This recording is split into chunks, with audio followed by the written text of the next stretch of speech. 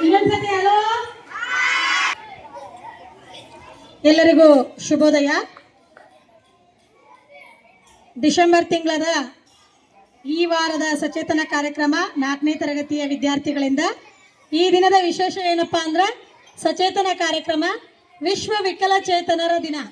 ಏನು ನಾವು ಡಿಸೆಂಬರ್ 3 ಈ ದಿನವನ್ನು ನಾವು ವಿಶ್ವ ವಿಕಲಚೇತನ ದಿನ ಅಂತಂದು ಆಚರಣೆ ಮಾಡ್ತಾ ಬಂದಿದ್ದೀವಿ.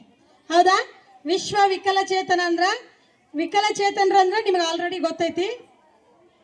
ಅದನ್ನು ವಿಶೇಷ ಅಗತ್ಯವುಳ್ಳ ಮಕ್ಕಳು ಅಂತಂದು ಏನು ಹೇಳ್ತಾರಲ್ಲ, ಅಂಥ ಮಕ್ಕಳ ದಿನಾಚರಣೆಯನ್ನು ಆಚರಿಸ್ತಾ ಬಂದಿದ್ದೀವಿ.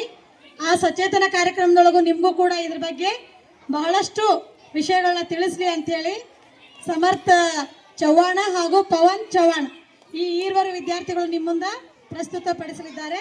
ಎಲ್ಲರೂ ಸಮಾಧಾನದಿಂದ ಕುಂತು ಕೇಳ್ರಿ.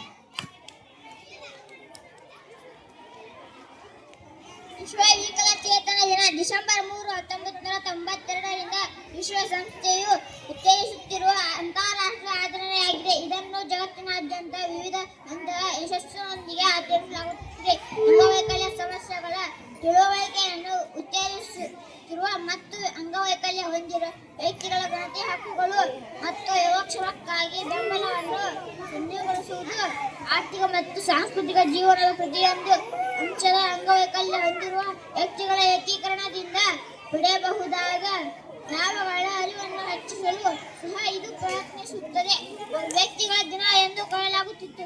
ಅಂಗವಿಕಲರಿಗೂ ಸಮಾಜದ ಇತರೆ ವ್ಯಕ್ತಿಗಳಂತೆ ಸಮಾನವಾದ ಅವಕಾಶ ಸಿಗಬೇಕು. ಅವರಿಗೆ ಯೋಗ್ಯವಾದ ಮೂಲಭೂತ ಸೌಲಭ್ಯಗಳನ್ನು ಸಾಧನೆಯ ಶಿಖರವೇರಿದ ಮತ್ತೊಬ್ಬ ವ್ಯಕ್ತಿಯಾದ ಡಾಕ್ಟರ್ ಮಾಲತಿ ಕೆ. ಹೊಳ್ಳ ಕಾಲುಗಳೆಲ್ಲ 300ಕ್ಕೂ ಹೆಚ್ಚು ರಾಷ್ಟ್ರೀಯ ಮತ್ತು ಅಂತಾರಾಷ್ಟ್ರೀಯ ಪದಕಗಳನ್ನು ಗೆದ್ದಿದ್ದಾರೆ. ಅವುಗಳಲ್ಲಿ ಪ್ಯಾರಾ ಒಲಿಂಪಿಕ್ಸ್ ಕೂಡ ಒಂದು. ಅದೇ ರೀತಿ ಸುಧಾ ಚಂದ್ರನ ಭಾರತೀಯ ನರ್ತಕಿ ಬಸ್ ಅಪಘಾತದಿಂದ ಕಾಲು ಕಳೆದುಕೊಂಡರು. ನೃತ್ಯ ಪ್ರದರ್ಶನ ನೀಡಿ ದೂರದರ್ಶನ ಮತ್ತು ಚಲನಚಿತ್ರೋದ್ಯಮದಲ್ಲಿ ಪ್ರಸಿದ್ಧರಾದರು.